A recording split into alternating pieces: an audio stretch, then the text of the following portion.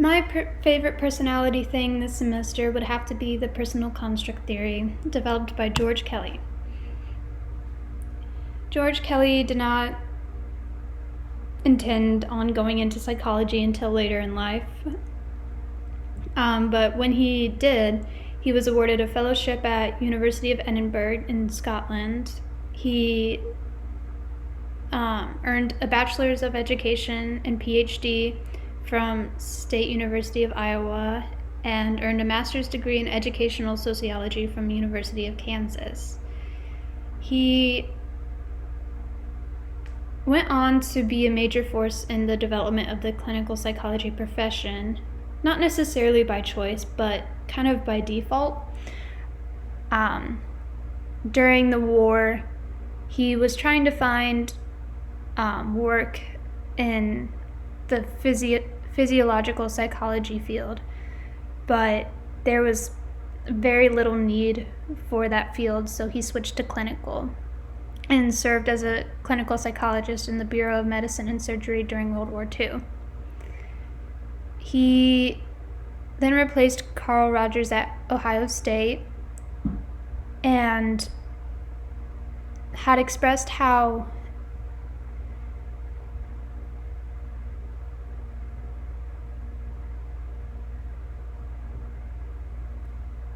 different he thought from Freud. He wasn't the biggest fan of Freud. He didn't like the idea that people were controlled by their unconscious.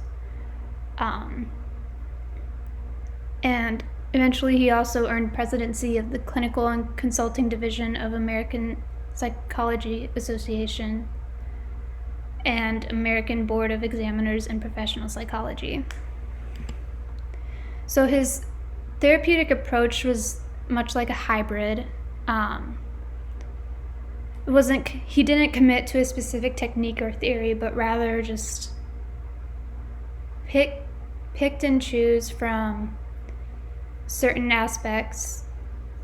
Picked and choose aspects of certain theories, such as Freud's or Carl Jung's, focusing on maybe some unconscious decisions and a little bit of childhood impact and decisions, but was not tied to any one decision or any one technique. But he traveled college to college, working in a traveling clinic, and worked with college students, which may have affected his way of therapy. He combined traditional and personal methods for assessment and treatment.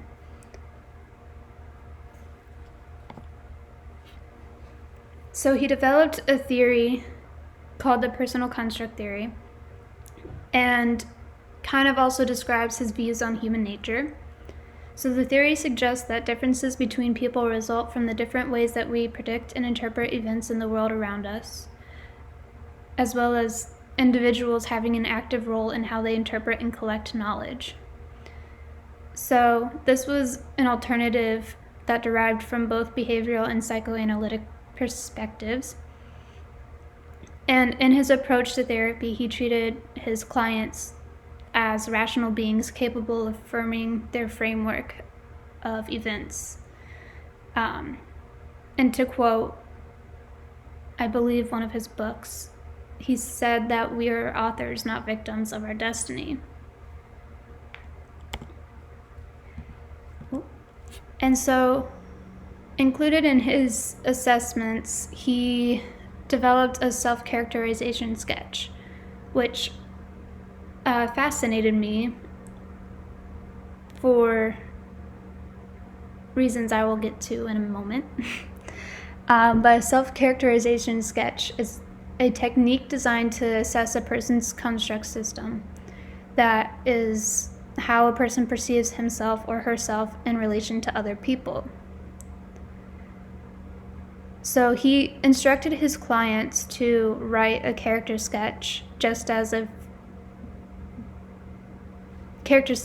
themselves, just as if they were the principal character in a play. He said, write it as it might be written by a friend who knew them very intimately and very sympathetically, perhaps better than anyone ever really could know them. And so this is similar to how writers and playwrights develop characters for their stories or plays. Including the personality traits that really develop the character.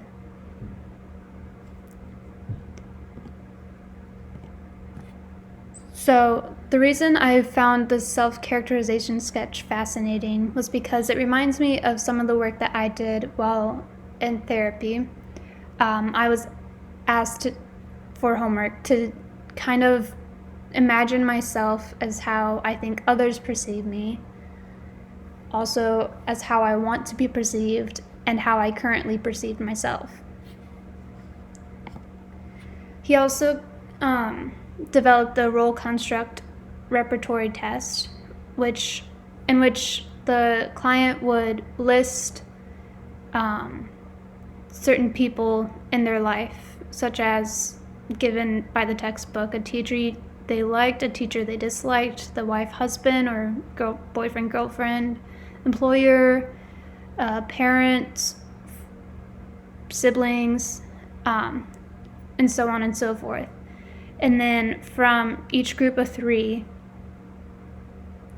from the list to choose 2 of them that are most similar. The underlying assumption of this test was that people construe events in dichotomies, meaning kind of black and white. Not necessarily that everything is black and white, but that most people experience events and situations as either or, which is a dichotomy.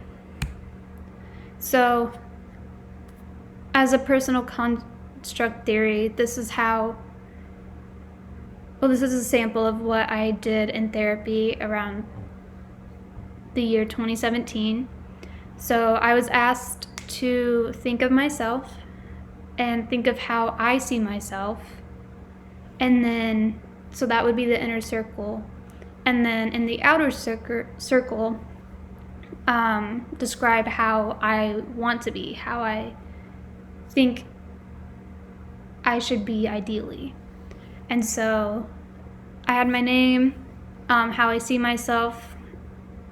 I was very depressed at this time, so I said annoying, selfish, and tired. I had also put adventurous. I just didn't include that in the sample.